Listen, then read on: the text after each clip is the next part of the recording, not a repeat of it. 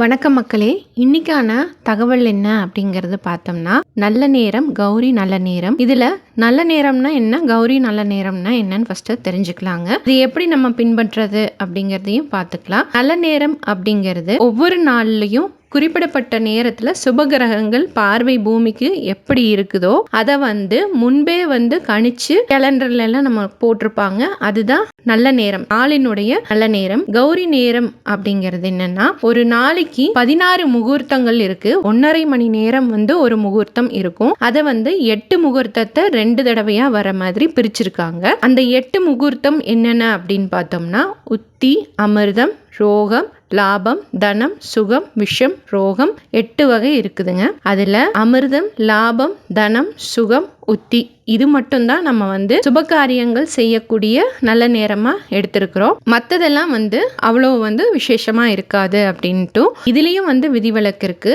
என்ன அப்படின்னா, சுபகாரியங்கள் செய்யக்கூடிய முகூர்த்தம்னு சொல்லி சொன்னோம் இல்லைங்களா, அமிர்தம், லாபம், தனம், சுகம், இந்த முகூர்த்த நேரத்துல ராகு காலம், யமகண்டம், குளிகை போன்றவை குறுக்கிட்டால் நம்ம கௌரி பஞ்சாங்கத்தில் இருக்கக்கூடிய நல்ல நேரத்தையும் கூட தவிர்த்து விடுவாங்க. அதனால நல்ல நேரம்ங்கிறது ஒரு நாளைக்கான கிரக பலன்களை பார்த்து முன்னராகவே கணித்து கொடுக்கப்பட்ட நல்ல நேரம். கௌரி நல்ல நேரம் அப்படிங்கிறது முகூர்த்தத்தை பின்பற்றி அதுக்குண்டான நல்ல நேரத்தை கணித்து வைத்திருப்பது கௌரி நல்ல நேரம். இதுதான் ரெண்டுக்கும் உள்ள வித்தியாசங்க. கௌரி நல்ல நேரத்துல சில விஷயங்கள் செய்வாங்க. என்னன்னா, மருந்து குடிக்கிறதுக்கு சில முகூர்த்தம் வச்சிருப்பாங்க.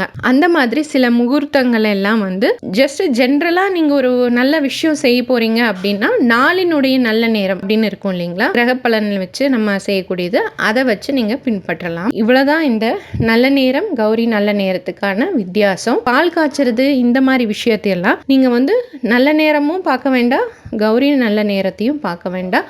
பால் காய்ச்சற விஷயத்துக்கு மட்டும்தான் நான் சொல்றேன். சூரிய உதயத்துக்கு முன்னாடியே போய் பாலை காய்ச்சிட்டோம்னா அதுக்கு நீங்க நல்ல நேரம் எதுவுமே பார்க்க தேவையில்லைங்க. இப்ப வேலைக்கு போறீங்க, உங்களுக்கு சூரிய உதயத்துக்கு முன்னாடியே நம்ம வீட்டுல ஏதாவது சின்னதா பூஜை செய்யறோம்னா கூட நீங்க செஞ்சு முடிச்சுட்டு உங்களோட ஆஸ் யூஷுவல் ஒர்க்கை நீங்க செய்ய ஆரம்பிச்சுக்கலாம். அவ்வளவுதாங்க இன்னைக்கான தகவல். நல்ல நேரம், கௌரி நல்ல நேரம் பற்றிய ஒரு தகவலை நீங்க பார்த்தீங்க. நாளைக்கு மற்றும் ஒரு தகவலை பார்க்கணும் அப்படின்னு நினைச்சீங்கன்னா என்னோட சேனலை சப்ஸ்கிரைப் பண்ணாம பார்த்துட்டு இருந்தீங்கன்னா சப்ஸ்கிரைப் பண்ணிக்கோங்க. இந்த பதிவு உங்களுக்கு பிடிச்சிருந்தா லைக் பண்ணுங்க. நாளைக்கு மீண்டும் இன்னொரு தகவலோட நான் உங்களை சந்திக்கிறேன். நன்றி, வணக்கம்.